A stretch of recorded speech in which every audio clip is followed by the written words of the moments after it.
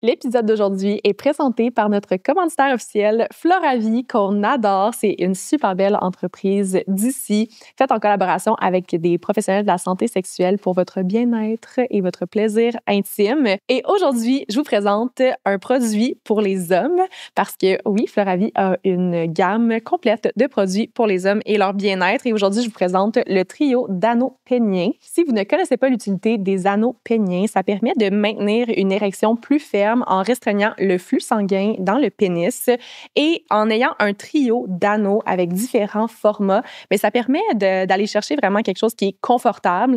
On peut y aller soit progressivement avec des anneaux plus serrés ou plus lousses ou encore les combiner. Donc, par exemple, un anneau autour des testicules et un anneau à la base du pénis. Bref, c'est comme tous les produits Floravie, un produit de haute qualité avec un silicone qui est doux, qui est confortable, qui est hypoallergénique. Et vous pouvez les retrouver dans les grandes pharmacies, au Avril Supermarché Santé ou encore en ligne en utilisant notre code promo qui est LBALADO15 pour 15% de rabais. Et si vous voulez gagner la gamme complète de Floravie, on fait tirer une boîte par saison et ça va comprendre évidemment la gamme féminin et masculin. Donc, il y a beaucoup de produits à découvrir. Tout ce que vous avez à faire pour participer au concours, c'est de commenter votre moment préféré de l'épisode d'aujourd'hui et on va tirer une grande chanceuse ou un grand chanceux. Donc, sur ce, je vous souhaite un bon épisode et merci Floravie. Bienvenue dans votre safe space pour vous inspirer. Bienvenue à Elle, le balado.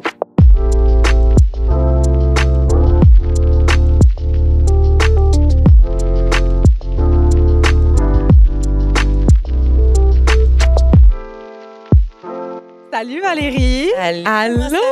Ça va super bien. Bienvenue sur le balado. Merci de me recevoir. On est contents de te recevoir. Ça fait longtemps, moi, que je t'ai écrit et j'écoute pas les TV shows, reality shows. J'écoute pas ça dans la vie. Toi, oui? Oui. Une cruche parce que je t'ai écrit la journée que tu rentrais à Big Brother. Ça avait été annoncé partout. Puis là, je t'ai écrit, puis je sais pas c'est qui m'a répondu sur ton compte. Et comme, va falloir t'attendre. Malheureusement. La relancer après Big Brother, j'étais là. Mais tu ne pouvais pas le savoir parce que ça n'avait pas été annoncé. C'est ça. Moi, j'ai été annoncée la journée de mon entrée à Big Brother parce que j'étais comme une des recrues. Là, la dernière saison, il y avait les champions versus les recrues. Les champions avaient été annoncés, les recrues, on les gardait en secret. Voilà, c'est pas de ma faute. C'est zéro de ta faute. Voilà. Mais effectivement, c'est un bien mauvais timing. Ah, merde. Puis en plus, j'étais, hey, on va jamais l'avoir. Après Big Brother, on va juste jamais l'avoir. Non, Et quelqu'un m'a donné une date, puis genre, j'ai harcelé. Fait que là, moi, je fais Bien girl fait. parce que j'étais adorée avec Big Brother. Ouais. J'adore Big Brother. Ah, ouais. En plus, je vais pouvoir plus te découvrir dans un autre sujet complètement. Fait que c'est vraiment Moi, je savais dire que j'étais fan avant. J'étais fan avant. Ben oui, mais se battre. Mais en plus, je suis venue sans mes valises de vêtements, fait qu'il n'y a pas de stress. c'était bon, ça. C'était fucking drôle. Elle avait tellement de valises de J'avais genre 20 valises de vêtements. C'était quoi le maximum? C'était quoi? Deux. Non, mais Quand j'étais en chemin, take me as I am. Quand j'étais en chemin, j'ai appelé celui qui s'occupait de nous autres, Gabriel, puis j'ai dit écoute, va falloir que je te dise quelque chose. J'ai une bonne nouvelle. Je sais pas comment dire. Je suis en route. La bonne nouvelle, c'est que je suis en route. La mauvaise nouvelle, c'est qu'on est 2 chars. Parce qu'il y a un char plein de mes vêtements. C'était excellent. C'était vraiment Ouais, c'était très sérieux. Ils n'ont rien dit. Ben, ils m'ont juste dit, tu sais, quand tu rentres à Big Brother, il y a comme un gigantesque walk-in. Ce qu'ils m'ont dit, c'est 2 cubicules, si tu veux, par personne. Fait que à partir du moment où t'es 2 cubicules, il faut que tu gères ça comme tu veux. Mais moi, j'ai laissé tout le monde s'installer. Puis après, j'ai ouvert toutes les portes des armoires. Puis tout ce qui restait, je l'ai pris pour mettre mes trucs. C'est parfait. Oui. Ça a bien été. Ben, ça s'est très bien passé. Mais là, C'est juste moi le fun quand j'étais en danger. C'est ça, toutes les fois que tu es en danger, il faut que tu fasses tes Je valises. fasse mes valises. Puis après, t'es pas parce que là, ça, t'es pas en danger, fait que là, tu défais tes valises. Là, ça, tu refais tes valises. Fait que il fallait que tous mes amis m'aident parce que j'avais du stock, c'est ça. C'est comme si je déménageais là-bas pendant 1 an. Là. Vraiment drôle. Fait qu'il fallait que tout le monde m'aide à pouvoir amener les valises à l'extérieur si j'étais éliminée pour pouvoir sortir mes valises. Oh mon Dieu, j'adore. Hey, C'est bref, quelque chose. bref, j'ai tout aimé. J'ai dans ma garde-robe, puis j'ai pacté ça hier parce que je déménage tantôt. Oui. J'étais comme, il faut que je me trouve des nouveaux vêtements. Fait que là, ça veut dire que si un jour j'ai plus d'argent, moi, je t'engage comme, genre, designer. Mais arrête. As-tu du linge à vendre? Ben oui, je l'ai fait vraiment souvent. OK, parfait. Moi, j'ai fait beaucoup de ventes seconde main organisées avec des copines, là, mettons. Fait qu'on louait un local, Puis on s'installait pendant 2 jours, pendant une fin de semaine, puis on vendait tout notre stock-là. Nice. Parce qu'il y a tellement d'affaires, des fois, que je porte, mettons, pour un tournage. Mais là, après, je vais avoir full commentaires sur cette tenue-là. Fait que des fois, je l'aime trop, fait que je vais la garder, je vais comme l'archiver. Puis après ça, je vais la sortir plus tard, puis ça va marcher. Mais des fois, vu que je suis excentrique, il y a des morceaux que je sais bien que je pourrais jamais reporter. Ouais. Fait que le temps qu'à faire, aussi bien le passer au suivant, tu sais. Mais là, tu déménages bientôt. Ça veut-tu dire que tu vas faire un petit cleaning de ton walk-in? Ben, en théorie, le walk-in où je m'en vais, c'est une pièce complète. Fait que je vais voir qu'est-ce qui rentre pas. Mais ça se l'appelle. Avec on va t'envoyer notre numéro. Je te contacte après. Oui, absolument. Bon, Moi, je pense qu'on va jaser en masse ensemble. ça, on est donc on va jamais respecter ça. Avant de commencer dans le vif du sujet, que tu n'es pas du tout au courant de quoi on parle aujourd'hui, J'adore. on commence toujours avec des petites questions brise-glace. Parfait. OK? Marie-Lou, je te laisse commencer. Oui. Tu vas comprendre pourquoi. Je comprends pas pourquoi. J'adore. OK. Ta journée de congé idéale.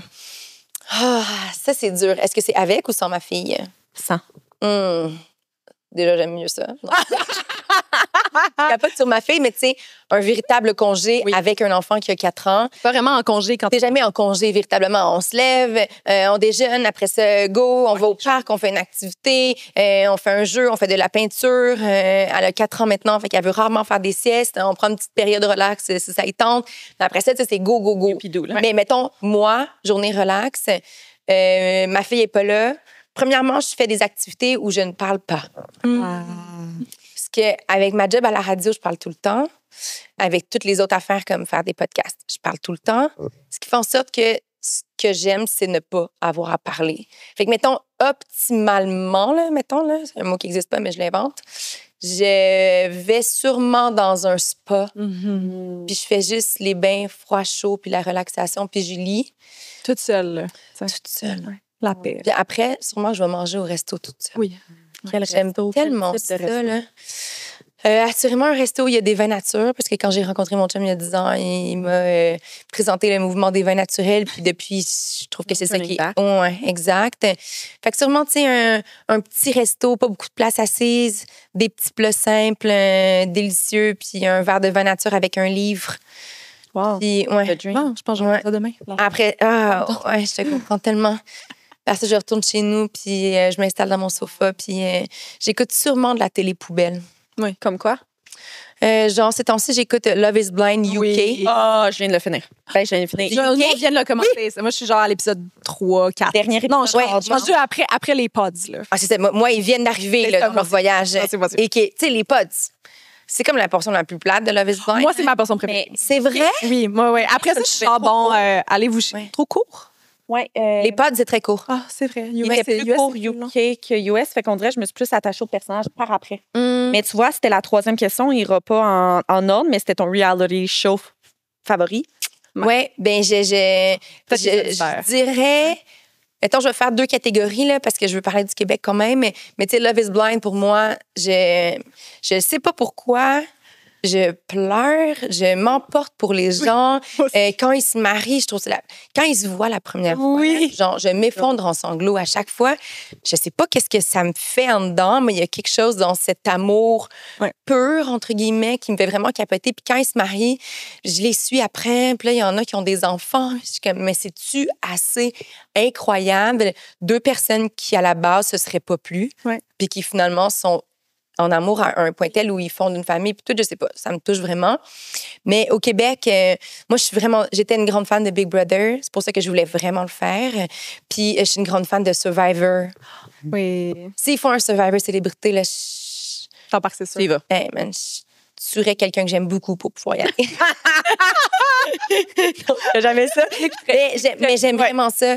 J'aime les trucs de dépassement de soi aussi, là. Tu sais, pour moi, Big Brother est dans le dépassement de soi parce qu'en plus, pour l'avoir vécu, il y a une dimension humaine que tu dois aller chercher. Il y a une dimension de jeu, de stratégie qui est capotée. Mais Survivor, pour moi, c'est l'ultime parce que tu survis dans un environnement hyper hostile. Ah oui, moi, j'ai Juste, fou. ouais, Ah, juste ça a pas de bon sens. aller faire caca pas dans une toilette, sans papier. Sans papier toilette, c'est ça. Pas de brosser les dents, là. Ça, Jamais de brosser les dents. c'est Je passe une journée sans me brosser les dents. Ça marche. Ça marche pas, là. Mais t'es resté combien de temps à Big Brother? 30 jours. Ça a été Même. comment sans ta fille pendant 30 jours? Ouais, c'est une bonne question. On n'est pas bonne dans nos questions rapides. Ben oui, c'est ça. savoir. Sans ma fille 30 jours, je pense que le avant était pire que le pendant. Parce que d'anticiper le fait que j'allais pas être avec elle pendant 30 jours, j'ai consulté une psychologue pour enfants pour être capable de savoir comment il fallait que je lui parle, comment elle pouvait réagir. Fait que, tu sais, j'étais comme tellement prête. On en a parlé plein de fois, ma fille puis moi. Maman va partir travailler très longtemps. Je ne pourrai pas t'appeler. Tu me verras pas. Je vais travailler dans la télévision. Mais tu sais, elle, c'est pas un dessin animé, elle le regarde pas, là. Tu sais, fait qu'elle regardait la télé, elle était comme, ah, maman est là! C'est clair. Papa, tu veux jouer? Ouais. Elle est comme, je m'en fous, là. Fait que, pendant que tu es dans l'aventure, tu y penses pas. T'es tellement déconnecté. Non, t'es sur t'es une autre planète. trop là. déconnecté. T'as pas de contact avec la réalité. T'as pas d'actualité. T'as pas de réseaux sociaux. T'as pas d'Internet. T'as pas de télévision. T'as rien. T'as juste les autres. Puis ta seule et unique quête, c'est de faire des liens suffisamment forts pour qu'ils te sauvent à la fin de la semaine, tu sais. Faire des alliances, faire des stratégies, être prêt si jamais il y a un défi qui survient, être prêt pour les défis que tu vas vivre, pour le veto, pour le défi pour le patronat. On dirait que t'es juste focus là-dessus. Mais quand j'ai finalement été éliminée après 30 jours sur les 80, je me rappelle embarquer dans la voiture de l'équipe de production qui m'amène à un hôtel parce que tu passes plusieurs jours à l'hôtel parce qu'il faut attendre la diffusion de l'épisode. Puis, tu sais, la seule affaire que je disais, c'est je veux voir ma fille. Ouais. Je veux voir ma fille. Maintenant que Je t'es veux ma sortie, fille là. maintenant. Je la veux là. Je veux ma fille maintenant. Fait que il faut que tu écoutes toutes les émissions parce qu'après les entrevues que tu vas faire, il faut que tu sois au courant de ce qui s'est passé dans ton dos, évidemment. Fait que j'ai écouté tous les épisodes, puis en une soirée, pour être sûre que le lendemain, il appelle mon chum puis que ma fille puisse venir me voir. Puis le plus fucké de tout ça, c'est que quand j'ai ouvert la porte de la chambre d'hôtel, ma fille était là, je me rappelais plus de son visage. Ah! Ouais, parce que t'as Ben, pas c'est ton sûr qu'elle- téléphone, t'as C'est sûr rien. qu'elle a changé en un mois, là. À cet Ouais. âge-là. Ça change en une fraction de c'est seconde. ça. là. Ouais. Je me rappelais plus de son visage. Quand j'ai ouvert la porte, je l'ai vu, j'étais comme ah oui, c'est vrai, c'est à ça qu'elle ressemble ma fille. Puis tu sais, Oh. moi j'étais remplie d'émotions, mon chum rempli d'émotions, puis ma fille après 1 minute de rougeur, mettons, puis de petites larmes qui coulent parce qu'enfin je suis là, elle était comme maman, on joue au ballon. Maman, maman, on joue au ballon. C'était comme t'es revenue comme C'est ça. comme Ouais. avant. Comme si de rien n'était. Ouais, une seule fois, elle m'a dit, on lisait un livre, puis dans le livre, il y avait quelqu'un qui vivait l'émotion de la colère. Puis une seule fois, elle m'a dit, maman, est-ce que la colère, c'est comme ce que moi j'ai vécu quand tu étais partie travailler longtemps? Oh. J'ai dit, ah, c'est la colère que tu ressentais? Ouch. T'étais pas triste, rien? Non, j'étais en colère. Ah. J'ai dit, ben, t'as raison, mon bébé. C'est bien correct d'avoir été en colère. Ça devait être Peur de maman. dur. Ouais. Ouais. Oui, mais en Mais même oui, ça a dû être dur pour elle aussi. Exact. Mais oui, mon cœur de maman, mais en même temps, je trouvais ça cool qu'elle me l'exprime. Ouais. Qu'elle soit capable de me dire, hey, moi, c'est la colère que j'ai ressentie, j'étais fâchée comme toi. Non. Tu sais, après ça, là, tu sais, plusieurs mois plus tard, c'est comme si rien n'était, puis tout va bien, tu sais, mais c'était vraiment une expérience particulière. Ah ouais. J'ai adoré ce segment avec Brother. On n'avait pas le choix. Plaisir, hein? Ben oui, c'est ça. On fait une dernière petite question? Oui. Je la pose aussi. Oui, vas-y. La dernière, je l'ai mise ce matin, OK? Parce que Oui. j'avais oublié d'en mettre une. Puis c'est toujours une question que je pose souvent à mes amis proches. Je ne l'ai jamais posée. Mais je sais pas pourquoi. C'est pour ça que j'étais comme, c'est moi qui vais la poser. Hein, ça veut dire que je suis une amie plus proche que toi. Exactement. Donc, OK, je fais. Si tu étais un animal, lequel serais-tu? T'es contente, là? Oui. Une bonne question. C'est une bonne question. Moi, dans la vie, j'avance vite. J'ai 158 projets en même temps. J'ai souvent l'impression que mon cerveau, il y a comme des petits tiroirs dedans. Puis là, quand j'arrive j'ouvre le petit tiroir nécessaire pour ce projet-là. Après, je le referme. J'ouvre l'autre projet, je le referme. Fait que je dirais, parce que là, avec ma fille, on est dans les documentaires animaliers, là. On écoute tout le temps ça. Puis dernièrement, il y avait celui du cougar. Tu sais, donc, puis c'était une femelle cougar qui avait des enfants, mais tu sais, comme la voir chasser, la rapidité qu'elle a, puis tout le kit. Je dirais que je suis un cougar. C'est-à-dire que J'approuve. je vais vraiment, vraiment vite. Puis je suis un peu intense. I love it. J'adore. I love it. Là, je regarde la liste des animaux, puis comme que Ouais. Mais j'aurais pu être un koala aussi parce que c'est ben trop mignon. Un petit pandarou. J'en ai nourri au zoo de Granby. Tellement mignon. Mais tu sais, comme il n'y aurait pas de qualificatif. Plus cougar pour toi. Ouais. J'aimerais ça être un paresseux des fois. Là. Ouais. Oui. Forever. Comme dans Zootopia, là, tu sais, le paresseux. Avez-vous déjà vu Zootopia? Oui. il y a un paresseux qui répond un service à la clientèle. Puis bonjour. Moi, je passerais une journée dans sa peau puis je pèterais un corps. Ben, Ouais, on c'est aussi. ça. On veut T'sais, tout ça, puis rendu là, on est comme... Mais je pense qu'on Mais souhaite c'est l'opposé. Tu as des Ouais. cheveux frisés, tu vas avoir les cheveux droits. T'es intense dans la vie, tu voudrais être plus relax. une reine de la paresse. Oui, ça se peut pas. Moi, j'ai commencé à te connaître, là, je sais pas si ça se dit, Oui. ou à te suivre. Là. Entre autres, quand une de mes amies a accouché d'un magnifique petit bébé. Accouchement quand même, ma foi, difficile et postpartum quand même très difficile. Puis, première ou deuxième fois que je viens rencontrer sa fille, elle me dit « Hey, Kat, je me suis fait donner en cadeau un livre. Regarde-le. » Puis c'était ton livre. Qui, ben là, attends, je veux pas scraper le titre. Postpartum, Postpartum, oui. les hauts et les bas du 4e trimestre. Ouais. Puis, je me souviens, elle m'a dit, genre, ah, je peux-tu te l'emprunter? Puis elle était comme, non, genre, je veux pas que tu le lises là. Va falloir que tu le lises quand tu as un enfant. Parce qu'elle a dit, jamais j'aurais pu le lire et comprendre comme le sens de tout ça. Puis elle me dit que ça l'avait tellement apaisé, que ça l'avait vraiment aidé dans son blues postpartum. C'est bien beau. Ouais. Si. Fait que, spoiler, je n'ai pas lu ton livre parce que je me dis, j'aimerais bien avoir des enfants. Spoiler numéro 2. Mais, non, mais depuis qu'on tourne le balado, je dis que c'était un oui, non, peut-être, mais Oui. on est rendu sur du oui. T'es rendu Mais, sur du oui, oui. ouais, je veux me le garder pour ce moment-là. Mais toi, tu l'as écrit quand tu étais en postpartum? Ouais. J'imagine, non? Oui. Ouais. Ma fille avait 6 mois quand j'ai décidé que j'allais écrire ce livre-là parce que moi, je commençais à me sentir un peu mieux parce que je commençais à parler à des gens autour de moi que je me sentais pas bien. Puis tout le monde que je connais qui a des enfants qui me faisaient croire qu'ils étaient vraiment bien depuis la naissance de leur enfant me disaient ah, man, moi avec j'ai vécu ça, le sentiment d'isolement, de l'anxiété par rapport à mon enfant, par rapport à moi-même. Moi j'ai rencontré la peur de la mort quand j'ai rencontré ma fille parce que là je me disais oh shit, non seulement j'ai une raison de vivre pour moi parce que je veux être avec elle, mais j'ai une raison de vivre pour elle parce que je veux pas qu'elle vive sans sa mère. Tu sais, comme ça, perdre ma liberté, ne pas reconnaître mon corps, ne pas savoir. Tu sais, une série de deuils que j'avais jamais anticipé qui venaient avec une naissance.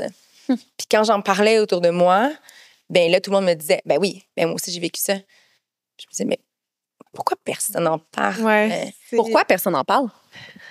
Parce que je pense que quand on parle de la maternité, surtout la parentalité de manière générale, mais la maternité, de nos jours, la femme, je pense que son but ultime depuis de nombreuses années, c'est de mettre un enfant au monde. C'est pour ça que c'est si tabou, une femme qui ne souhaite pas avoir d'enfant dans la vie, parce que on a des organes reproductifs qui doivent servir, tu sais. Fait que quand tu as un enfant, tu arrives à l'apogée de ce que la féminité est. Fait que tu es supposé trouver que c'est la plus belle expérience de l'histoire de l'humanité. Tu n'as jamais vécu une sensation telle. Fait que de dire, ben moi, je trouve pas ça. Moi, quand j'ai eu ma fille, j'ai regretté d'avoir ma fille. Tu sais, je l'ai dit souvent, mais moi, à l'hôpital, si quelqu'un m'avait dit, on fait comme dans le film Men in Black, là, puis il y a une petite lumière qu'on pulse, et la vie au complet, la société, puis moi, on oublie que j'ai été enceinte puis que j'ai eu une fille, puis tu me la laisses ici puis il n'y a pas de stress, je te dis, je l'aurais fait. Ah ouais. Hein? Mais je me serais trompée. Oui. Là, 4 ans plus tard, je sais que je me serais trompée. déjà, Mais sur le coup, direct sur le c'était juste ça. à l'hôpital. Ah, man, j'étais couchée avec ma fille entre mon chum qui dormait sur un petit sofa, là, puis je dormais pas, puis je me disais, qu'est-ce qu'on a fait? On n'aurait jamais dû faire ça. Là. Jamais, on était bien avant. Pourquoi on a fait ça? Fait que, tu sais, tu vis dans la honte. Ouais. Tu veux pas en parler. Puis quand finalement, tu te donnes le droit d'en parler, mais jamais sur le regret maternel, là, plus sur « Hey, je me sens vraiment toute seule, même si je suis super bien entourée. Puis que les autres te disent ça, je me disais « Il faut absolument que je partage ça. » Il faut que les autres femmes qui ressentent une quelconque difficulté après la naissance d'un enfant sachent qu'elles sont pas seules. Elles peuvent pas se sentir comme moi, je me suis sentie. C'est impossible. Impossible. Tu sais, le fameux, ce qu'on voit dans les films, là, tu donnes naissance, on met ton bébé sur toi, on pleure, wow, c'est comme le coup de foudre, genre le plus beau moment de ta vie, tu l'aimes comme tu n'as jamais aimé. Là. Ouais. Mais il y a tellement beaucoup de personnes que c'est pas ça. Là. Ouais, toi, ça a-tu été ça ou justement, quand tu as eu ta fille sur toi, c'est là que les émotions ont parti puis t'es comme merde que j'ai fait? Ouais. À partir du moment où on l'a mis sur moi, j'ai ressenti de l'anxiété.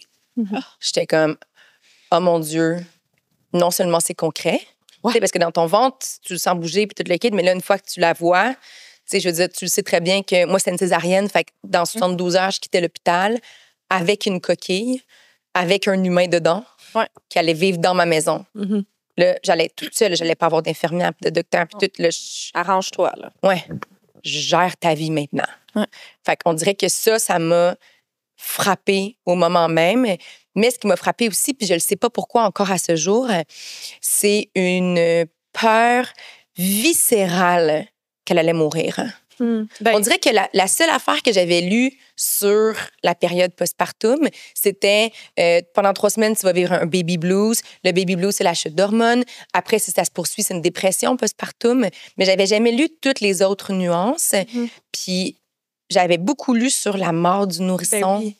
Mais mon amie, elle vient juste d'accoucher, on est allé visiter le bébé cette semaine, puis c'est ça qui était comme, non, mais après ça, ils viennent te dire, fait que là, dans le fond, voici toutes les façons dont ton bébé peut mourir. Fais attention. Puis t'es comme, moi, j'étais comme tellement sûre qu'elle allait mourir que je préférais pas me laisser tomber en amour pleinement avec elle. Fait que oui, ça a été dans l'instantané un coup de foudre, mais genre un coup de poing d'en face de la réalité, puis une crainte viscérale de son décès, puis de me dire, arrête, je dis, c'est pas vrai. J'allais dire si on me l'enlève, parce que j'étais tellement certaine que ça allait arriver, que je me disais, la journée où on va me l'enlever, je vais mourir, je ne serai pas capable de continuer. Fait que j'aime mieux pas me laisser tomber. Anxieuse dans la vie? Jamais. Ah ouais. Fou, là, on dirait, non, pas ça me fait peur, là, mais moi, je suis quelqu'un de très anxieuse. C'est vrai. Dans ma vie, la plus grande anxiété, c'est que les gens proches de moi meurent.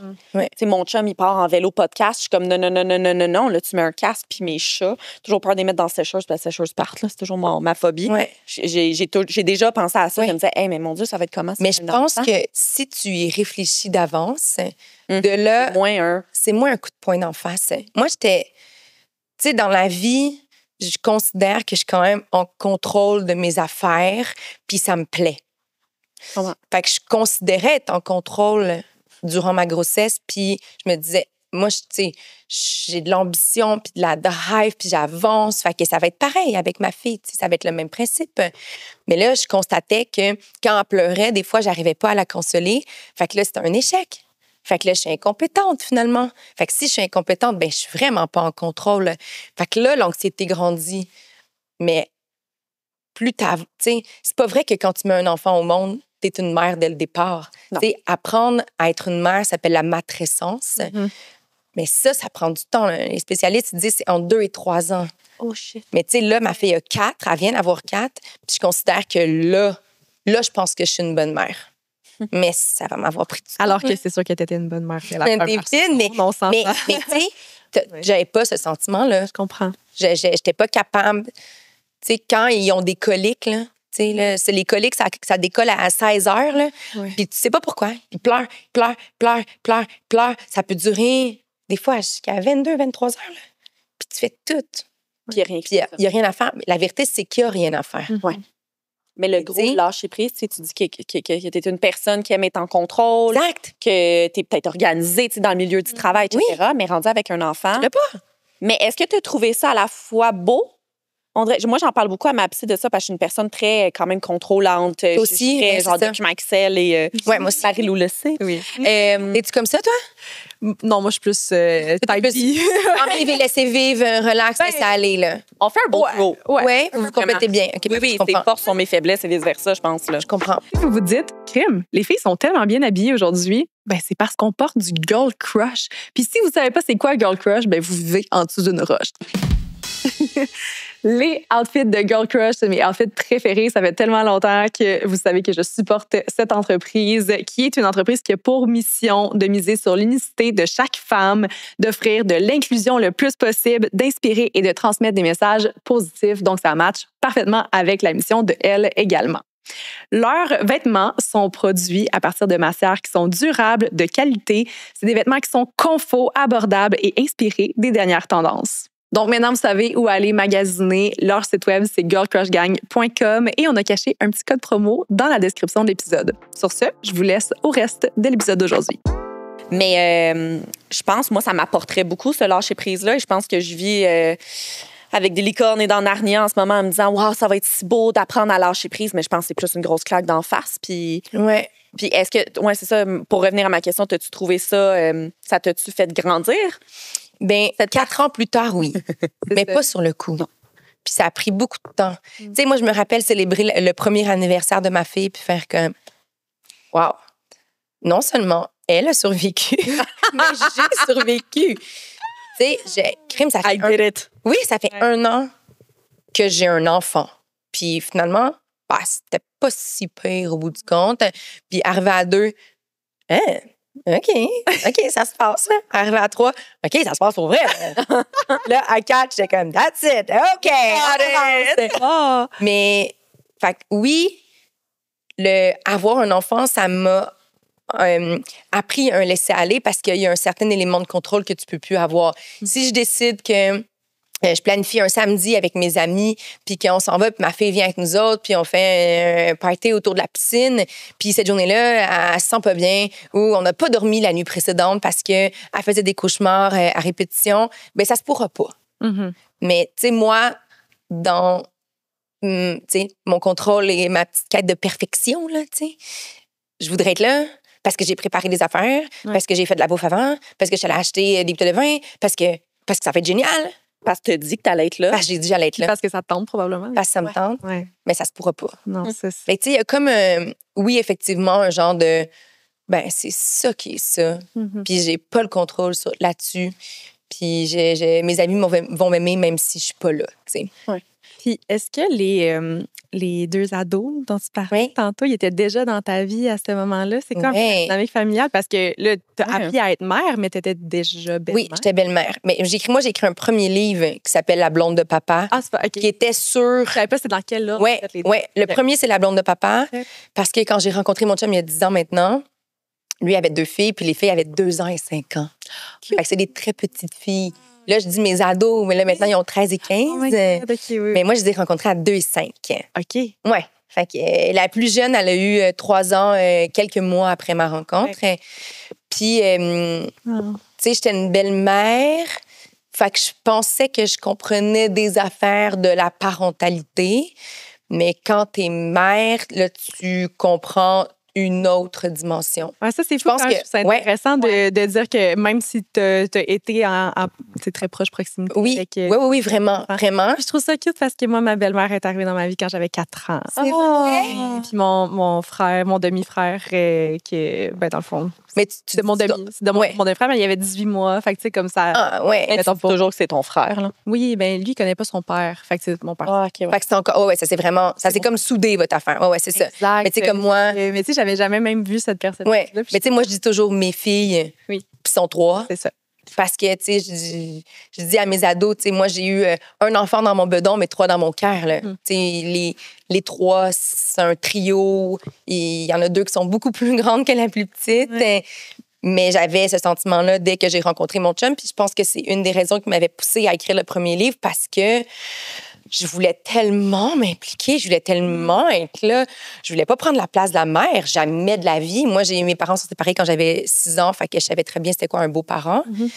Mais je voulais être là dans le concret, puis savoir mes limites dans l'implication que je pouvais avoir. Je peux-tu transmettre mes valeurs ou l'éducation, je peux-tu embarquer là-dedans ou pas? Tu sais, quand tu deviens belle-mère, mettons, parce que le livre est beaucoup sur les belles-mères, mais il parle de belle parentalité, mais... Mm-hmm.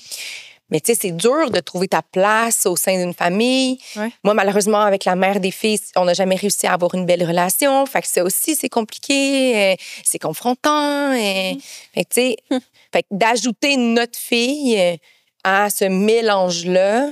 Ça devient complexe. C'est bien complexe. Parce que ta fille, à 100% que tu vas y transmettre tes valeurs, à 100% que tu vas y transmettre tout ce qui est éducation, etc. Ouais. Mais là, avec tes belles-filles, tu sais, est-ce que tu... Je peux pas. C'est ça, c'est un peu touché. Puis est-ce que je peux te demander, t'es arrivée, t'avais quel âge dans la vie de 28. 28 ans, qui est quand même jeune, là. Oui. Moi, je passais vraiment, là, c'est l'exemple que je donne tout le temps, mais genre d'un boozy brunch le dimanche avec mes amis, à faire une sieste l'après-midi parce que j'ai bu trop de mimosa, à une journée au parc safari. Oui. Ça a été comment? Ouais, c'était. Vraiment dur. Ouais. C'est là que j'ai rencontré ma psychologue parce que je me disais, il faut que j'aille chercher de l'aide. Je comprends. C'est comme si je me dénaturais. Tu sais, j'étais plus ce que j'étais avant. Puis ça m'a fait la même affaire quand j'ai eu ma fille parce que là, c'était encore plus drastique. Quand j'ai eu mes belles-filles, là, je passais d'une vie juste moi toute seule à là, on est un couple, mais on a aussi une vie familiale une semaine sur deux. Ouais. Fait qu'une semaine sur deux, je me fais réveiller la nuit parce que Léonie, qui a 2 ans, elle a fait un mauvais rêve, parce que Simone, 5 ans, elle veut aller faire pipi, puis elle trouve qu'il fait trop noir, parce qu'elle vient d'emménager dans mon appartement que j'avais, puis elle connaît pas cet appartement-là. Mm-hmm. Mais moi, je suis habituée à des nuits... Pauline, là, ma nuit, là, c'est ma nuit à moi, là, tout à coup, tu sais, c'est... Parce que non seulement tu deviens belle-mère, mais tu deviens blonde aussi. Ouais. Ouais. Tu sais, normalement, quand tu rencontres ton chum ou ta blonde, c'est comme slowly but surely, progressivement. Vous apprenez à vous connaître. Ouais. Et c'est toujours tout beau, lune de miel, etc. Mais là-dedans, tu mets 2 jeunes enfants que c'est jamais tout beau. Ouais. Non, arrête, c'est pas vrai que c'est tout beau. Non. Je pense que, tu sais, quand j'ai écrit mon livre, j'étais plus au courant des statistiques, mais si je me trompe pas, il y a une seule chercheuse à l'Université Laval à Québec qui étudie les familles recomposées. En tout cas, à l'époque où j'ai écrit mon livre, en 2020. Puis, elle disait, dans les 5 premières années, il me semble que c'est 70 voire 80 des familles recomposées qui se séparent dans les 5 premières années. C'est parce que évident. non, c'est tellement difficile. Parce que c'est confrontant.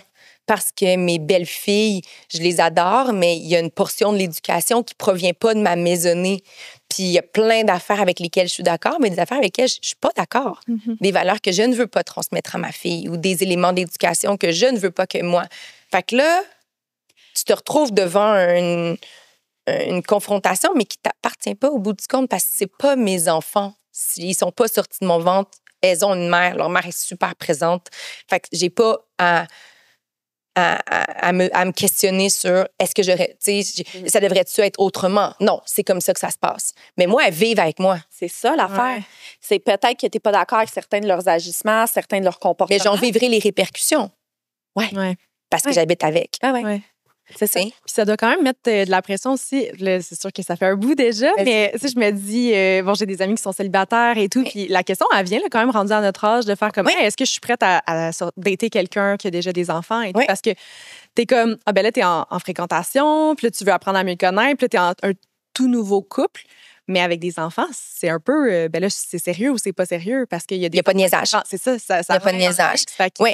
Arrête, il faut que tu ailles rapidement une discussion sur comment est-ce qu'on va faire avec tes enfants, quel type de place est-ce que tu veux que je prenne, de quelle manière est-ce que tu vas me présenter, quand.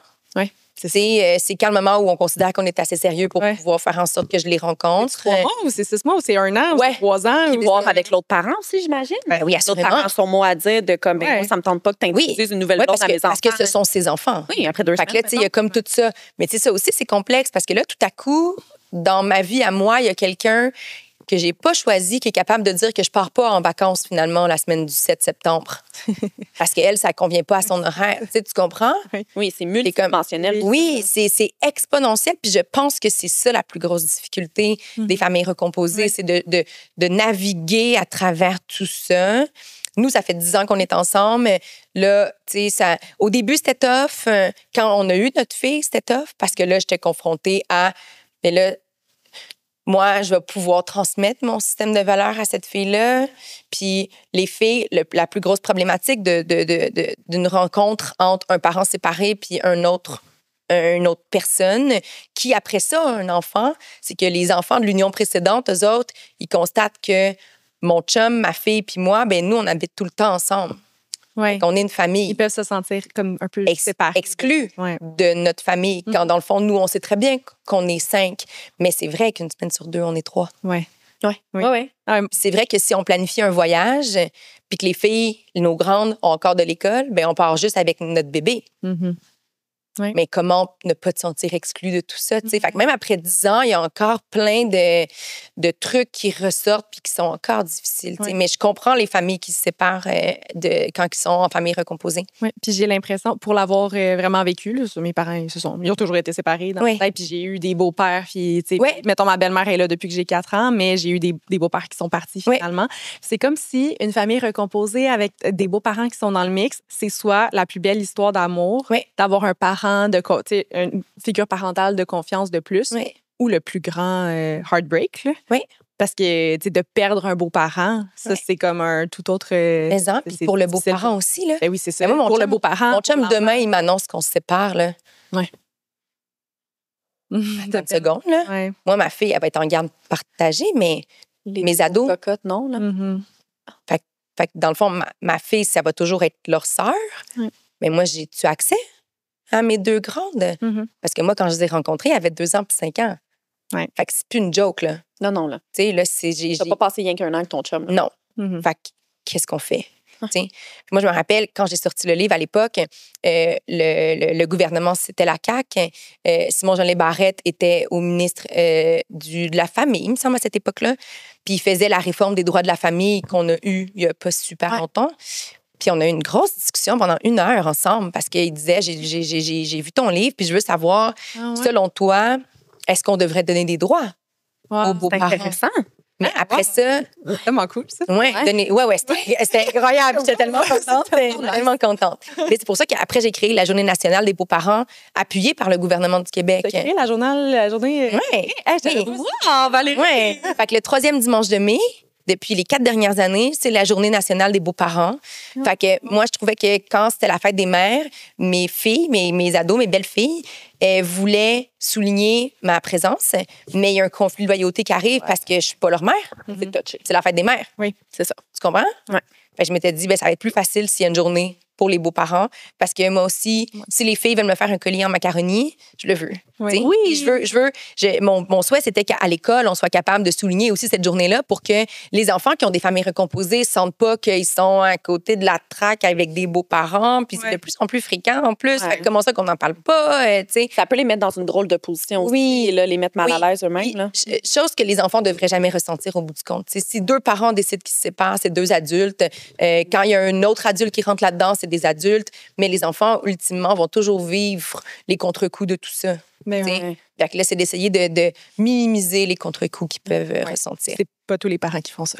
Non. C'est pas donné à tout le monde. là. Non. Puis, Des fois, il y a pour plein de circonstances. Oui. T'sais, je pense pas que les parents veulent faire ça. mais non, c'est jamais mal intentionné. C'est jamais mal intentionné, mais des fois, ça se passe mal. Puis C'est à prendre en compte quand tu as un enfant avec quelqu'un. Ouais. Dans le sens... Ouais. Je pense que ça peut être mal réfléchi. Je sais pas si on voit la nuance entre qu'est-ce que tu veux dire par mal réfléchi? de ton choix. La séparation, par exemple? Dans le choix de la... pas la séparation qui est mal Ouais. réfléchie, mais Choisir le père de ton Par la suite, ouais. c'est juste, moi, de la façon... Moi, ça s'est super pas bien passé, là, la séparation de mes parents, puis OK. l'introduction après d'une belle-mère dans tout ça. Je dis pas que c'est la faute de mes parents, mais je pense que de la façon que je le vois, du moins à ce jour, et si je tombe enceinte, là, je vais l'aborder avec mon chum, là. Oui. OK, mais Je pense qu'il faut que tu l'abordes même avant d'être enceinte. Bon, ben, oui. Parce Parce qu'une une fois, crise cardiaque, là, par ouais. Mais parce qu'une fois que t'es en, tu sais, Ouais. moi, je me suis toujours fait dire, tu sais, mettons, un testament pour, là, tu viens d'acheter une maison.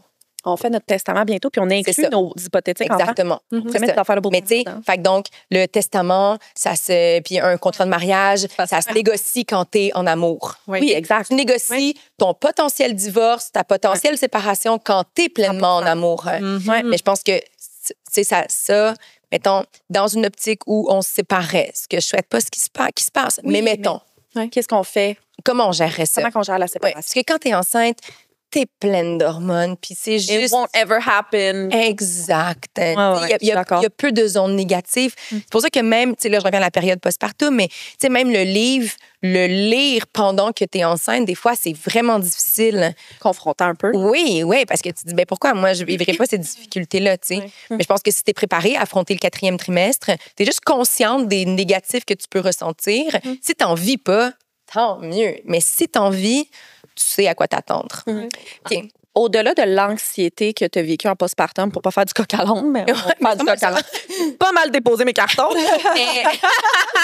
Non, mais c'est parfait, on a commencé à parler de belle famille, puis c'est mon deuxième carton. Moi, j'adore quand on fait ça, qu'on est comme. On a des C'est pour ça qu'on les envoie pas tout le temps. Des fois, les gens sont pas. On peut-tu avoir les questions? Je suis comme. Ouais, mais les questions, genre, on passe sur une ligne, puis après, on est comme. Des fois, c'est plus organique aussi, tu sais. On préfère discute, là. Oui, c'est plus le fun. Mais, ouais, en tant que femme en postpartum, quand tu étais en postpartum ou quand tu as écrit ton livre, là, oui, tu as parlé beaucoup de l'anxiété. Oui. Quel autre thème que tu as abordé dans ton livre? J'imagine qu'il y a une section surtout sur la matrescence, comme tu disais, qui est, pour le redéfinir pour les personnes qui nous écoutent, là, qui est la quête identitaire ou le fait de devenir mère. Oui. Arrête de la matrescence, là, c'est un terme qui est arrivé à peu près dans les années 80, mais qui a été plus popularisé dans les dernières années. Ça va faire à peu près une 10-15 d'années dont on en parle davantage. La matrescence, c'est la contraction des mots maternité et adolescence. L'adolescence, c'est une période de quête identitaire.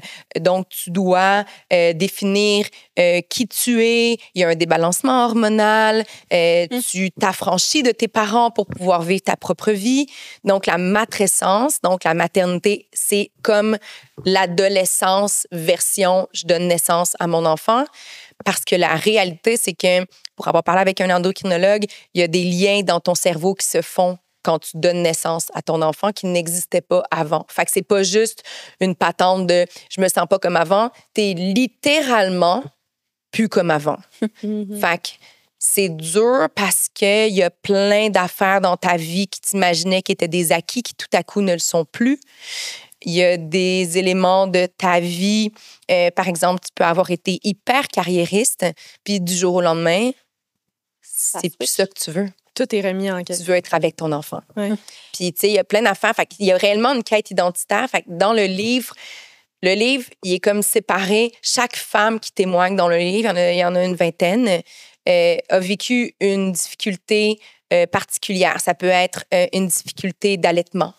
Ça peut être une difficulté à entrer en lien avec ton enfant.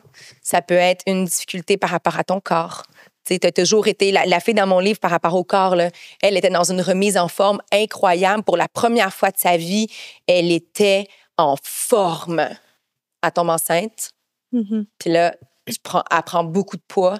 Puis là, à la naissance, elle se dit, mais qu'est-ce qui se passe? Je me reconnais plus, je sais plus. Je trouve qu'on en parle pas beaucoup de ça. Non, parce que ça c'est comme si c'était dans la superficialité de la chose, tandis que quand tu es dans cette période-là, c'est pas superficiel. Hein? Puis je veux dire, moi, on a ouvert mon corps pour sortir un enfant.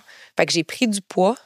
Plus, j'ai une grosse cicatrice, tu comprends? Tu sais, je veux dire, c'est pas superficiel. Là. Ça, c'est profond. Puis quand tu te sens pas bien, ça devient plus superficiel. Ton physique va atteindre ta santé mentale, malheureusement. Puis c'est drastique comme changement. Oui. Puis tu reviens à la maison, tu n'as plus le même corps. Pour ta part, tu as une cicatrice, tu as de la misère à te mobiliser, tu as de la douleur. Ouais, ton ventre est mou. Ton ventre, parce qu'il n'est pas revenu à sa place, fait qu'il est encore gros. Pisse du sang puis des caillots. Ouais, t'as une couche pour adultes. Les seins sont le double de sa riche. Tu l'es partout.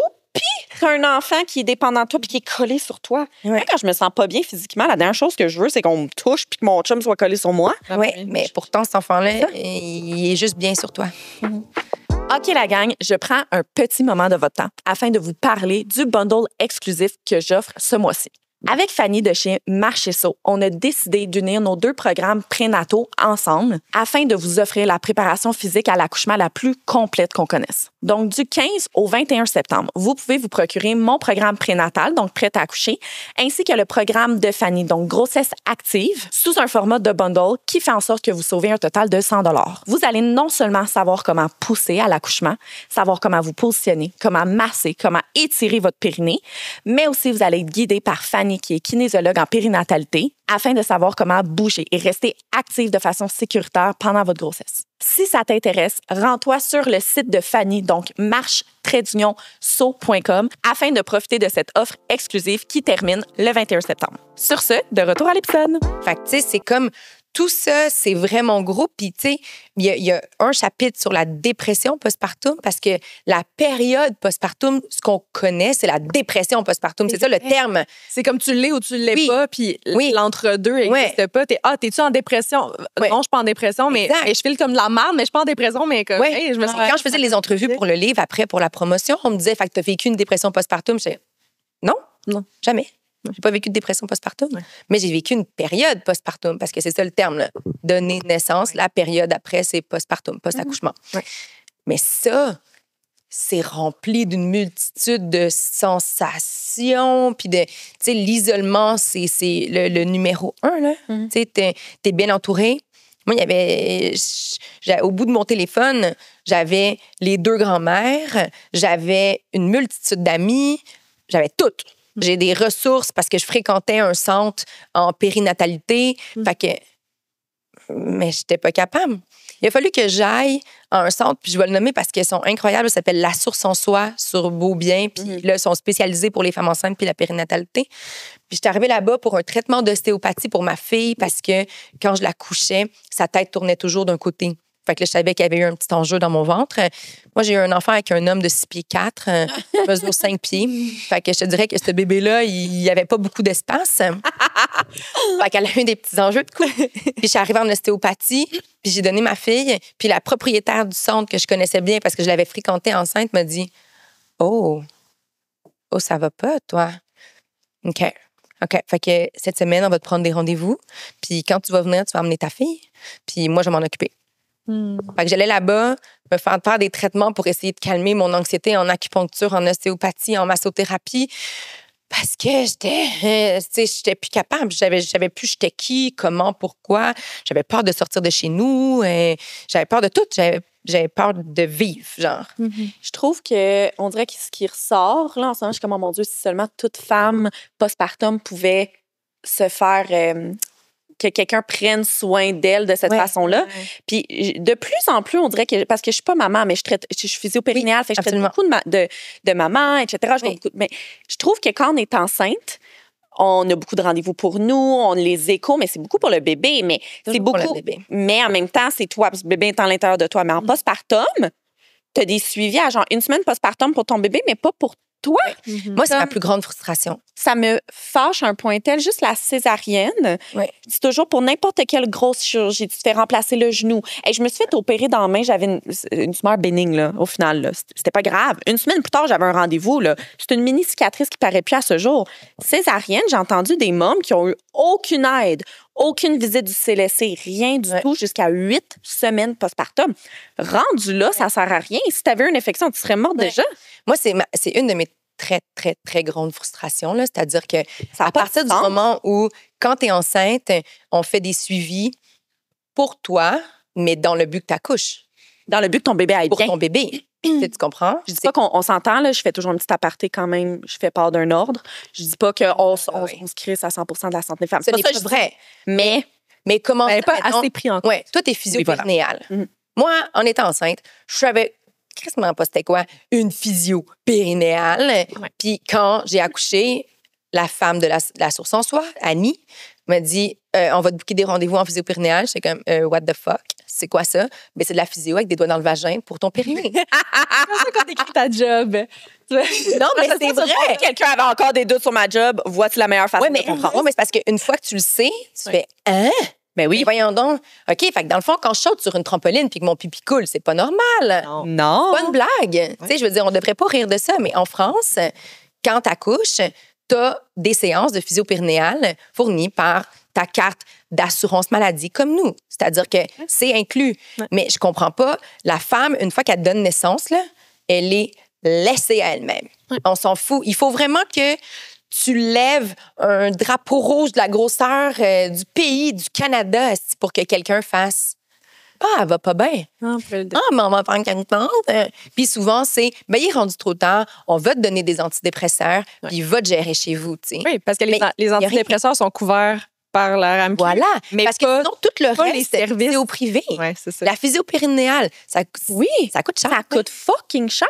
Juste une psychologue, ça coûte cher. Ouais. Aller voir un ostéopathe parce que tes organes, moi te le dire, sont plus à la même place qu'avant. Fait que pour que ça se replace, tu sais, aller voir une physio, peut-être tu as eu mal, ton nerf a pogné. Ton nerf sciatique a pogné pendant que tu étais enceinte. Il faut que tu ailles gérer ça. Moi, ma fille, je la tenais toujours du bras gauche. Je n'avais jamais catché qu'il fallait que je la change de bras. Fait qu'à un moment donné, capsulite dans mon épaule parce que je la tiens tout le temps. Puis là, mon biceps, il sort de sa capsule. Mais tu sais, ça, après ça, la physio, mais c'est moi qui la paye de ma poche. Une capsule, c'est fucking long. Là. C'est 12 à 24 mois de rétablissement. Voilà. Ouais. Tu sais, tu fais comme, comment ça que on nous dit que c'est important d'avoir des enfants, ne serait-ce que pour que la femme s'accomplisse, entre guillemets, mais aussi pour que la société, tu sais, parce qu'à un moment donné, il nous faut des petits payeurs de taxes, tu sais. Fait qu'on nous dit, vas-y, fais des enfants, mais une fois que c'est fait, gère-toi.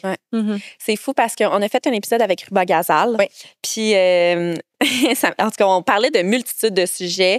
Puis, elle était comme là, de toute façon, pour convaincre François Legault, il faut y arriver avec des chiffres, tu sais. Oui. Puis, on dirait que j'ai ça en tête en ce moment parce que, bon, ça rentrait dans 1001 détails, mais tout ce que tu dis, que ce soit fuite urinaire, que ce soit dépression postpartum, tout ça coûte extrêmement cher à la longue au gouvernement. Oui. Fuite urinaire associée aux fractures de hanche chez les personnes âgées. Et voilà. Augmentation du risque de chute. Exact. Ça coûte 50 une fracture de hanche là, chez une personne âgée, 50 de taux de mortalité. C'est une personne sur deux âgée qui tombe à cause d'une fracture de hanche, va mourir. Mais là, tu es la mieux placée pour le savoir. Mais tu sais, mettons, un périnée qui n'est pas en santé renforcée, si ça crée des chutes d'organes, il c'est faut opérer, parce cher. qu'il faut remettre tout ça à sa place. Ouais. Tandis qu'on aurait pu payer 2 traitements post-accouchement, puis la maman, elle partirait chez elle, puis elle ferait ses exercices, puis quand elle saute sa trampoline, puis il y a un peu de pipi qui coule, elle fait « Ah, je suis redue pour mes exercices. » Sors le petit cahier de notes que j'ai pris. « Ah ouais, c'est bon, OK. Je le fais dans mon char. Je le fais pendant que je suis en meeting. Je le fais... » Tu sais, je veux dire, un exercice périnéal, c'est à l'intérieur de toi. Il n'y a personne qui le sait que tu es en train de le faire. Là. Je peux en faire maintenant pendant que je vous parle. Mais si tu le sais pas, c'est pas juste contracté, là. Il y a des différentes manières de pouvoir le faire, tout dépendant de... Tu sais, mais ça, arrête de dire, j'allais dire, je trouve fascinant, c'est pas vrai. Je trouve ça enrageant que ce soit pas couvert. Je trouve ça enrageant qu'on nous suggère d'avoir des enfants puis qu'on fait rien après, man. C'est comme... C'est ça, encore une fois. Va te gérer. On chiale ces États-Unis Inacceptable. en ce moment qui sont... On chiale beaucoup sur les États-Unis, puis on voit beaucoup de posts sur les réseaux sociaux qui parlent de l'avortement, puis comme on veut tellement qu'il y ait des bébés, mais après on crisse rien. Le gouvernement fait rien pour aider les femmes, pour aider les nouveaux bébés, pour aider peut-être les adolescentes qui n'ont pas pu avoir un avortement puis qui se ramassent avec un bébé, mais on pourrait se regarder un petit peu dans le miroir. Là, on se compare, on se console, mais à un moment donné, on est... Non. On n'accueille personne. Quant à moi, que ça soit, physio-périnéal, je prêche pour ma paroisse, mais psychologue, une séance de couple postpartum. Juste une. Tu sais pourquoi, à la base, dans le fond, quand les femmes avaient des enfants, il y avait, tu sais, l'expression, là, il faut un village pour élever un enfant, là, ben, c'était ça. Donc, il y avait vraiment souvent la mère de la nouvelle mère qui venait, qui s'installait, ou une tante ou une cousine ou whatever. Il y avait vraiment des gens qui s'installaient dans la maisonnée pour s'occuper de la maman, puis elle s'occupait de son bébé. Parce que, tu sais, quand tu visites une nouvelle maman, elle veut pas que tu t'occupes de son bébé. Elle veut que tu t'occupes d'elle. Fais une brassée de lavage, fais son lave-vaisselle, viens me visiter avec de la bouffe. Tu sais, surtout quand tu es une nouvelle maman, il y a comme une portion de toi qui n'a pas tant le goût que les autres prennent ton bébé, tu sais, parce que c'est comme, c'est dans ta tête, là, c'est les liaisons chimiques dont je vous parlais qui font en sorte que ton seul et unique goût, c'est que ton bébé soit sur toi. C'est Mama Bear, là. Oui, exact. Puis ça, c'est intrinsèque, c'est viscéral, c'est littéralement dans ton être, dans ta chimie au niveau du cerveau. Mais à l'époque, les gens venaient prendre soin. Puis dans plein d'endroits partout sur la planète, encore à ce jour, entre autres, beaucoup en Afrique, en Amérique du Sud, il y a des endroits où, lorsqu'une mère donne naissance, elle va vivre une quarantaine. Puis c'est un 40 jours où elle ne fait que prendre soin de son bébé. Il y a des retraites. Tout le monde prend soin d'elle. Oui, mais ça, sais-tu combien ça coûte? Ben non, mais c'est ça. Ça, on peut... Il y a un centre à New York qui a ouvert il y a 2 ans, je pense. Faut du cash pour se sentir bien. C'est 20 000 $. Oh! Mais il y en a au Québec. De plus en plus. Je sais pas si on va... Mais c'est aussi au privé. Ah, ben oui, c'est. Fait que, tu sais, elles essaient de faire ça le moins cher possible. C'est le STRL sur stéroïdes, là. C'est genre... Fait que, tu sais, elles essaient de... Moi, j'en connais plein qui m'ont écrit, puis je leur ai parlé, puis je trouve ça extraordinaire. Mais j'ai compris, c'est aussi... Tu sais, je veux dire, la fille, la propriétaire, il faut qu'elle paye son hypothèque, là. Oui, Puis les thérapeutes, il faut qu'ils payent leur hypothèque. Puis c'est bien correct, c'est comme ça que ça marche. Mais tu sais, si tu vas dans un centre, puis ça te coûte plusieurs milliers de dollars, puis que tu es sur la RQAP, ça veut dire que tu n'as pas 100 de ton salaire. Ou que t'es au States puis ça vient de te coûter 50 000 à coucher aussi. Ouais, tu payes ça comment, man? Ouais. Moi, je pense qu'on devrait partir une petite trend que dans les showers, mettons, on paye une coupe de certificat cadeau pour le physio. Genre, Ce serait... Tu sais, de comme. rendu là, j'ai Paris, les gens, ils donnent des cadeaux. Je suis comme, hey, dans le fond, comme quand il y a une maman qui accouche, genre. T'as pas besoin de la 10e mousseline. Ah, ouais. Non, mais moi, depuis que. Les petits bas de plus ou la petite robe. Depuis que je l'ai vécu, là, tu sais, je veux dire, je donne un certificat cadeau à la source en soi pour pas encore les nommer, mais c'est ça. Va prendre soin de toi. Des petites crises de robe. T'en as. C'est ça. T'en as, puis rendu là, ton bébé naissant, là, tu ne le mettras pas. Il va être dans son petit pitch. C'est ça. Ouais. Puis est-ce que tu vas être chez vous à moitié morte parce que tu dors pas? Puis quand tu le sors, tu vas y mettre la robe que t'as. Si t'en as 10, c'est du gaspillage. Par contre, toi, ton vagin, ton corps, il a besoin d'aide. C'est fou parce que ce que tu dis, on dirait que je l'avais jamais vu exactement comme ça, mais tu sais, tout le monde vient visiter, te visiter, mais c'est pas de te visiter. Ils veulent voir ton bébé. Exact. Je comprends, c'est un nouvel être humain, comme la famille, les amis. Moi, je dis pas ça. Moi, je dis, je m'en viens comme. Te voir. Oui, c'est ça. Je suis contente de voir le bébé. Ben, en même temps, genre, je suis pas trop, genre, baby pas trop crazy. maternelle, ouais. Non, mais je suis maternelle, mais comme, mettons, genre, bébé naissant, je suis comme adorable, vraiment cute. Fait que comment que toi, tu vas raconter ton accouchement? Tu sais, Ouais. C'est vraiment ça que je veux savoir. Mais ça devrait être ça. Ouais, c'est ça. Mais par contre, c'est jamais ça. Moi, je sais que ma vision a beaucoup changé. Moi, quand mes amis avaient des bébés, mon souhait, c'était d'aller prendre le bébé parce que je me disais qu'ils l'ont toujours dans les bras, fait que ça va leur faire du bien. Tu comprends? C'est pas ça, pas tout. Non. Moi, là, quand mes amis venaient me visiter puis ils prenaient mon bébé, j'étais comme... Pas besoin que tu prennes mon bébé, man. Pas besoin que tu te lèves. Peut-être me faire un café. Oh my God. Oui, parce que si je t'accueille, puis il faut que je te fasse un café pendant que tu as mon bébé dans les bras, Puis que j'ai une cicatrice sur le ventre ou le vagin déchiré. désolée, mais ça me fait chier, là. Ouais. Tu sais, je veux dire, On va dire vrai je te ferai pas un brunch, Chris, là. Non. Donc, Non. j'ai acheté des châteaux de Bourgogne aujourd'hui avec des croissants. exact. Ouais, j'allais à la fromagerie à Metz, j'ai acheté plein de petits fromages. Non. Tu sais, je suis comme, non, arrive avec des fromages, viens me faire un café chez nous. Ça fait 3 jours que je dors pas. Je trouve ça beau, tu sais, ce phénomène-là de genre sororité, un peu dans plusieurs... Exactement. Puis je comprends. Je sais même pas si tu le connais, là, je te le mets en mode pop quiz, mais pourquoi on s'est détaché de ça à travers les années? La société, tout simplement. Après mon livre, c'est des témoignages de mères. Après, je trouvais que c'était pas suffisant. J'ai fait un balado aussi, qui s'appelle aussi Postpartum. Puis dans ce balado-là, je voulais aller rencontrer des spécialistes parce que là, je voulais en savoir davantage. Puis il y a une dame que j'ai rencontrée dans le balado qui, elle, est une sociologue, puis elle étudie pourquoi... Elle est sociologue, mais elle fait beaucoup la périnatalité. Puis elle me disait, là, parce que je vais vous dire son nom, je le trouverai pas, là, mais elle me disait... avec les années, puis avec l'industrialisation, c'est ça qui est arrivé. C'est qu'on s'est individualisé. Les femmes sont parties sur le marché du travail. Les hommes ont continué à travailler aussi. On est de plus en plus... on est de moins en moins collectif. On est de plus en plus individuel. Fait que ça fait en sorte que quand une mère, un père deviennent parents, justement, qui ont un bébé, on va moins s'attarder, on va leur laisser leur bulle. Puis souvent, c'est bête, mais c'est ça le sentiment que tu as aussi. Je veux qu'on me laisse dans ma bulle. Je veux pas d'aide. Quand c'est niaiseux parce que depuis tellement longtemps, c'était l'opposé. Puis en théorie, il faudrait réussir à revenir à l'opposé, tu sais. On a un peu aussi d'anxiété de performance, là. On est tout le temps à 100% à essayer d'avoir le contrôle, à essayer de tout. Oui, la meilleure mère, la meilleure fille qui travaille, la meilleure blonde, la meilleure amie, tu sais. Fait que c'est sûr que quand tu as un enfant, tu veux, c'est plate à dire, mais réussir ta maternité, tu vois. Fait que tu veux le faire tout seul. Oui. Tu veux que le monde vienne chez vous, que ta maison soit propre. Mais tu sais, moi, celle qui m'avait fait les cours les cours prénataux, Carole, c'était formidable. Puis quand j'ai vraiment crashé, c'est mon chum qui m'a dit « Appelle donc Carole, s'il te plaît. » Quand Carole est rentrée chez nous, Elle m'a dit, ta maison est propre, ça veut dire que tu vas pas bien. Oh shit, hein? Mm. Mais tu vois, ce que tu énonces depuis tantôt, être la meilleure blonde, mère, la meilleure à faire le ménage, tous ces qualificatifs-là, pour un couple hétéronormatif, là, Oui. penses-tu que l'homme ressent autant cette pression-là, d'être le meilleur père, le meilleur à sa job? Impossible. Pourquoi on se met ce stress-là? Pourquoi, en tant que femme, il faut toujours être parfaite? Puis c'est drôle parce que c'était on parlait de... c'était notre responsabilité principale dans le temps. Et voilà. Mais là, c'est ça, puis de dire comme là, maintenant, on a des carrières, etc. Puis c'est la même chose pour le village, dans le sens, hey, moi, j'aimerais ça être la villageoise pour toutes mes amies, puis show up, mais je suis brûlée de ma semaine parce que, genre, on travaille toutes à côté aussi. Puis même Fait si que tu le referais, difficile. mettons que tu disais, j'aimerais passer C'est la ça. fin de semaine chez vous Exact. pour pouvoir t'aider, ton amie, elle ferait comme, cute, mais pas tant. Ouais. Mais tu sais, Mhm. c'est normal, entre guillemets, qu'on ait perdu ce sentiment de collectivité dû à l'évolution de l'humain. Ouais.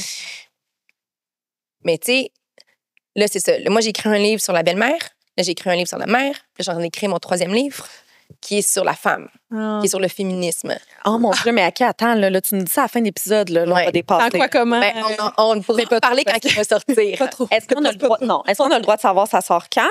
Ça va sortir au début de 2026. OK. Ouais. Fait que là, tu vas revenir sur le balado. Exact. Valérie. On reparlera de ce livre-là quand il sortira. Mais cette m'énerve. réflexion sur le féminisme est sortie du fait qu'on abandonnait les femmes après, mais aussi beaucoup sur des affaires qu'on me disait quand j'étais dans ma quête de postpartum puis de parler de ça. Notamment, si c'était un problème d'homme, ce serait déjà réglé. Ah oui. Ça, c'est sûr. Mais aussi le fait que dans le féminisme, il y a un angle qui a comme été laissé de côté, qui est celui de la maternité. C'est-à-dire que les femmes se sont affranchies, elles sont parties sur le marché du travail, elles cherchent à devenir plus élevées dans leur travail, elles veulent des postes de cadre, elles veulent être considérées de la même manière qu'un homme, puis c'est extraordinaire. Sauf que de l'autre bord, on te demande aussi d'être une mère présente, que quand tes enfants ils ont une petite vente là, tu sais, à l'école, là, d'amener des affaires maison, de ne pas aller acheter des cupcakes, de faire les cupcakes. Fait que, tu comprends? C'est comme si on a dédoublé la pression mise sur la femme dans un but d'améliorer son sort. Fait que, ça, je me disais, ça se peut pas que le monde ne parle pas de ça. Là. Voyons donc.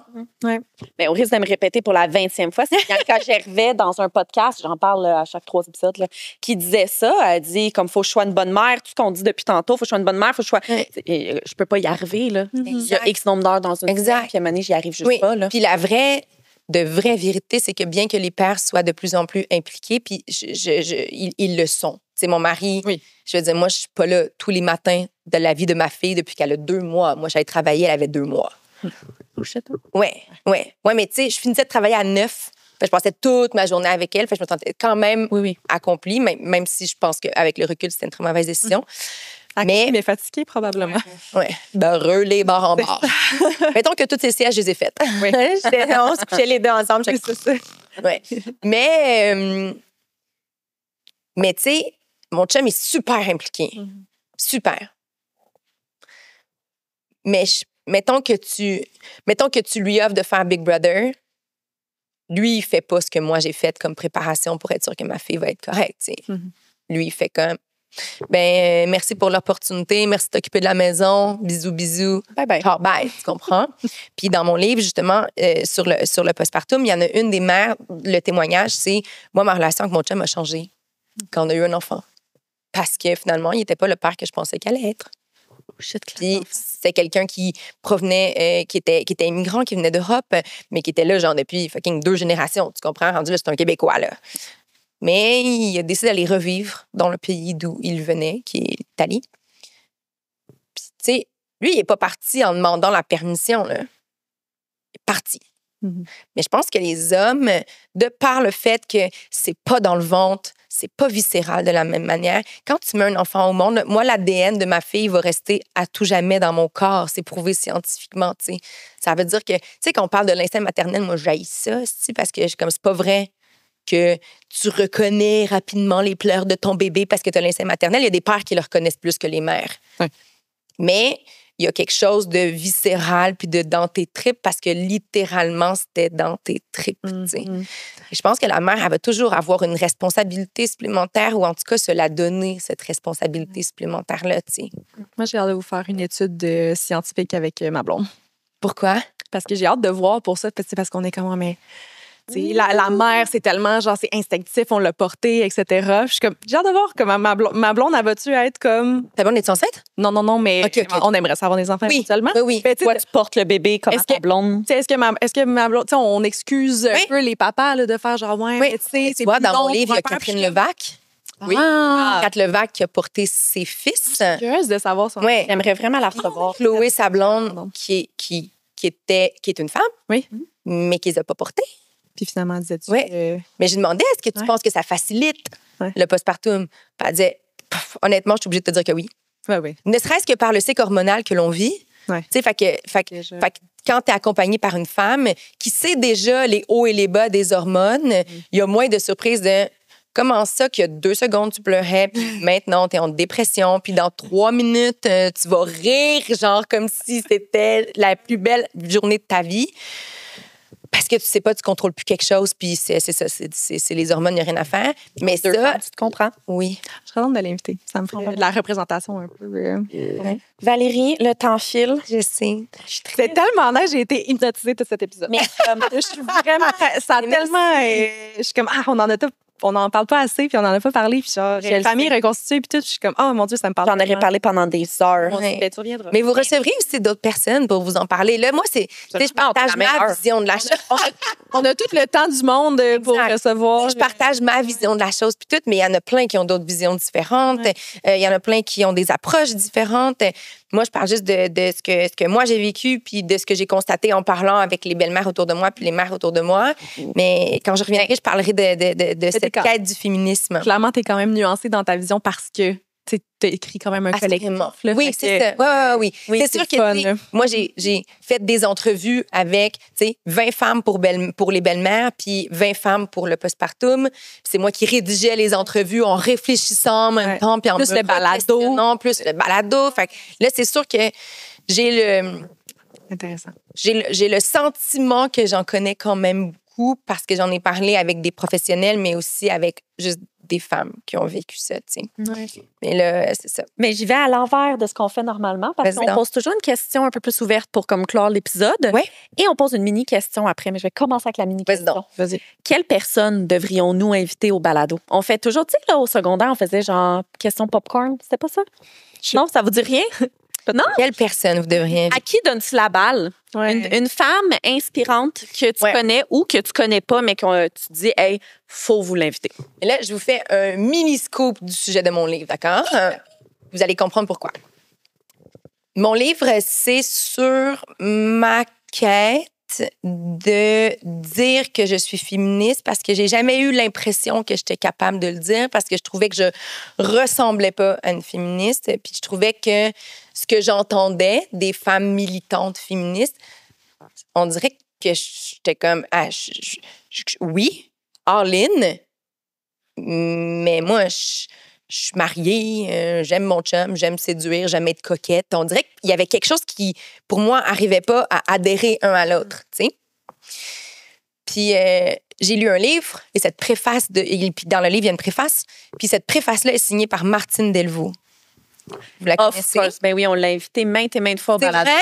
Ah, ben moi, ça On va aurait été elle. réussir. On va réussir. Oui, puis elle a jamais dit non, elle a jamais dit oui encore. Elle est tellement occupée, Je man. t'expliquerai pourquoi hors ligne. Oui, oui, elle est tellement occupée. Non, mais elle a les meilleures raisons du monde. Oui, c'est ça. Elle a les meilleures raisons du monde. Mais j'en tremble presque. Moi, mon but, c'est moi, cette femme-là, j'ai lu tous ses livres. Elle est extraordinaire. Ouais, genre, je capote. Mais tu sais, mon but avec ma quête de ce livre-là, c'est réussir à la rencontrer, puis lui parler de ça, puis lui demander est-ce que je peux être féministe, même si je trouve que je serais une mauvaise féministe. Je peux être féministe quand même. Moi, je peux te répondre oui, par contre. Et j'ai écouté la majorité de vos épisodes. Mais oui.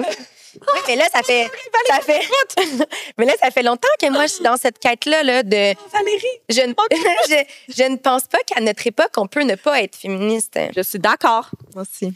Mais je pense qu'il y en a vraiment beaucoup qui sont pas capables de dire qu'elles le sont. Mais moi, ma définition préférée du féminisme, c'est celui que Laurence Gagnon a donné. Qu'est-ce qu'elle a dit? Elle disait, au final, c'est la quête des mêmes opportunités, pas juste droit. L'accès, c'est l'accès aux mêmes opportunités pour toutes les personnes. Mais, oui, mais tu vois, puis je suis full d'accord. Puis mon livre tourne autour de ça. Mais je pense que ce discours-là est pas assez répandu par rapport à celui que la féministe est frue puis qu'elle haït les hommes. Exact. Tu comprends? Je suis 100% d'accord. Il y a une statistique qui est sortie dernièrement dans les journaux. Là. Ils demandaient aux Québécois quel groupe de gens vous haïssez le plus. Le top, c'était les politiciens. Le 2, c'était les gens sur le BS. Le 3, c'était les féministes. Ah ouais. 4e, ça devait être genre les vegans. Je pensais que t'allais dire les hommes blancs hétérosexuels. Mais tu sais, tu comprends? Tu fais comme... Chris, on veut juste c'est la preuve. même accès à Les féministes sont plus haïs que... Mais oui, oui. Mais c'est une incompréhension. Ça se dit comme Incompréhension. incompréhension. En tout cas, je sais pas. Puis j'ai pas fini de rédiger Mais mon on va livre. vous inviter les deux ensemble. Oh mon Dieu, je sais pas si je vais être capable. Ça serait cool. Mais non! J'allais dire Martine Delvaux parce que c'est ça. Mon but, c'est de me sentir assez solide dans mes baskets pour aller parler avec cette femme-là. Tu l'es. Ben, je sais Juste pas. un petit café, genre un petit, genre en mode comme en ce moment. Je dans une chauffe, sofa. je suis. Quand on en On était parle. même pour te recevoir, toi. Oui, moi, je C'est bien passé. Ah ouais, là, j'étais stressée hier soir. Oui, c'est rare, je suis stressée en plus. Je suis tellement pas intimidante en plus. Non, me semble. vraiment pas. Non, me semble que je suis l'opposé de ça. Mais tu sais, tu vois, c'est ça. Je pense que je ne peux pas percevoir les gens qui pourraient être intimidés par moi parce que je me dis, voyons, il y a pas plus normal que ça, pas intimidé. Mais juste Stressé. comme... Ouais. Mais moi, ça m'intimide de parler avec des gens féministes. Ah ouais, hein? Ah, Mais j'ai hâte de te vraiment. voir évaluer là-dedans. Vraiment. OK, dernière question. Vas-y, Marie-Lou. Quel serait, selon toi, un geste concret que la société pourrait poser pour mieux soutenir les femmes en postpartum ou les familles recomposées? On en a suggéré vraiment beaucoup. Ouais. Mais société, genre gouvernementalement parlant. Ouais, c'est ça. Ouais. C'était puis gouvernement. Avec mon balado, mon but, c'était de faire une saison 2 puis de me rendre jusqu'aux instances gouvernementales. Moi, je me suis rendue avec la quête de la belle parentalité. J'ai parlé avec l'Office québécois de la langue française pour qu'on inclue le mot belle parentalité. Je veux qu'on révise le terme belle-mère, beau-père parce que en anglais, t'as stepmother, mother-in-law. Parce que quand je disais que j'écrivais un livre sur les belles-mères, le monde me disait « Hein? Sur la mère de ton chum? » J'étais comme « Mais non, sur... tu comprends? Il y a le mot belle-mère, c'est la mère de mon chum, mais c'est moi par rapport aux filles de mon chum. » Je comprends. Oui. Tu sais, je me suis battue pour ça. J'ai créé la Journée nationale des beaux-parents. Avec mon postpartum, je voulais faire la même quête. Malheureusement, ceux qui s'occupaient de faire mon podcast ont fermé leur division de podcast. Fait que pour l'instant, il n'y a pas de saison 2. Puis là, j'ai l'impression que je suis comme dans une autre quête. Fait que je ne sais pas si je pourrais retourner là. Cela dit, je pense qu'il va falloir à un moment donné que le gouvernement entende.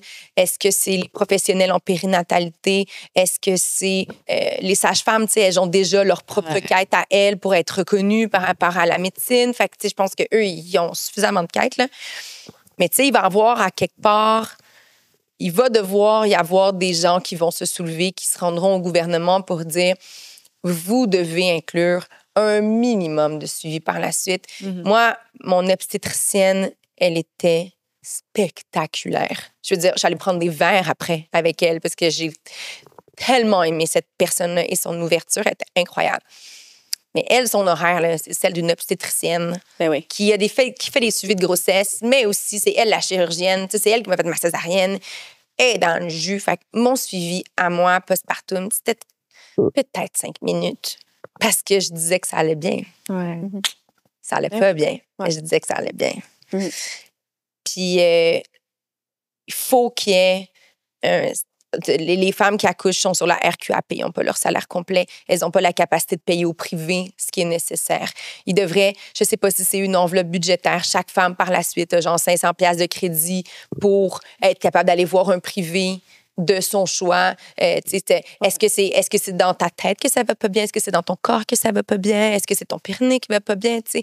Je pense que la santé périnéale, à la base... Trauma postpartum. Exact. Il y en a des psys qui sont spécialisés en trauma postpartum. Moi, il y a une fille dans mon lit, tu vas me faire allumer. Elle a eu un accouchement tellement traumatisant. Elle a fait une dissociation. Elle s'est dissociée de son corps, man. Je veux dire, elle n'était plus dans son corps. Quel problème. Mais tu sais, elle... Après ça, je l'ai nommée parce que dans mon livre, nous, on la nomme, mais c'est Alex Gaudreau, la chanteuse. Elle disait, moi, je l'ai pas, ce cash-là, là, pour aller consulter au privé. Puis, elle l'a trouvé, ce cash-là, parce qu'elle n'avait pas le choix. Oui. Mais elle s'est privée de quoi pour pouvoir aller gérer sa dissociation? C'est ça. Exact. Fait que je pense que la physio-périnéale devrait arriver on top of the list. Pas pour te flatter, mais juste parce que je pense que ça engendre des problèmes de santé à long terme. On va le faire ensemble. On va y aller ensemble au gouvernement. Amen, je suis super game. On essaie de le faire. Moi, super game. Un mois. Ruba va embarquer avec nous autres. Avec nous. C'est ça. Mais tu sais, la santé périnéale, pour moi, c'est comme c'est le top. Là, on devrait avoir, comme en France, 2 séances fournies. Si tu as plus d'enjeux, après ça, c'est correct, mais au moins, tu en as 2, minimalement. Mais après, il devrait avoir une quelconque aide financière gouvernementale pour être capable d'aller chercher de l'aide au privé pour la femme, que ce soit dans sa santé mentale, sa santé physique, peu importe ce qu'elle a besoin. Il faut qu'on... Tu sais, il y a je ne sais pas pourquoi j'embarque là-dedans, mais quand on est à la fin du podcast, mais le taux de suicide chez les mères en postpartum, c'est gigantesque. Hein? On n'en parle jamais, mais en France, ils font des statistiques là-dessus. C'est tragique. C'est tragique. Mais ça, c'est parce que les femmes, elles sont pas accompagnées, puis elles sont pas comprises, puis elles sont pas entendues. Puis au Québec, il y en a plein des femmes qui mettent fin à leur vie parce qu'en période postpartum, elles ont pas l'impression qu'il y a une porte de sortie, man. Il y en a pas de lumière, il y a rien. Puis ça, c'est pas de leur faute, c'est leur système hormonal, puis c'est ce qu'elles sont en train de vivre, cette quête identitaire-là qui est tellement grande qu'elles ont pas de ressources, tu sais. Puis des fois, financièrement, t'es pas les ressources. Puis des fois, dans ton entourage, t'es pas les ressources. Fait que ça, je comprends même pas que ce soit pas adressé. On va continuer un brainstorm là-dessus. Oui, absolument. Mais moi, je suis down, là. Let's go. On fait quelque chose, absolument. On a une belle communauté. Maison. Bon, sur ce, Valérie, où est-ce qu'on peut te suivre? Vous pouvez m'écouter à la radio, Télématin, à Debout les comiques au 96.9 C'est quoi? Vous pouvez me suivre sur les réseaux sociaux, bien évidemment. Moi, je réponds à tous mes messages, puis tout. Fait qu'écrivez-moi. C'est quoi ton... Instagram, Robert Duval. Yes. Juste Instagram, parce que là, tout le reste, c'est D'accord. Il y a des limites. TikTok, je peux pas, là. C'est trop compliqué. C'est correct. Mais c'est parce que ça va me prendre trop de temps. Non. De consommation, puis de le faire. Oui. Je peux pas. J'ai un enfant, j'ai à peu près 18 jobs. Ça marchera pas. Puis sinon, avec mon prochain livre qui sortira au début 2026. On a hâte de lire. Fait que là, vous allez suivre Valérie, vous allez vous acheter ces 2 livres, vous vous levez tôt le matin pour l'écouter à la radio et vous nous suivez sur Instagram. Ouais. Elle, le balado, Instagram, TikTok aussi, mais on fait juste poster la même affaire dans le fond. Mais quand même, bravo. Justifie-toi pas, c'est génial. Kat, she's amazing. Merci pour l'accueil et aussi l'écoute. Hein. Des fois, c'est des sujets... Je sais que vous êtes vraiment beaucoup dans l'accueil puis tout le kit, mais tu sais, c'est des sujets qui sont parfois tabous quand même. C'est pas encore très répandu. Fait que, on tripe. mais plus on a de la place pour en parler, plus ça détabouise le sujet. Oui. Merci à toi. On adore. Sur ce, on se voit la semaine prochaine, tout le monde, mercredi 10h. Merci beaucoup, Valérie. Merci. Bye. À la semaine prochaine et je vais vous écouter. Yay!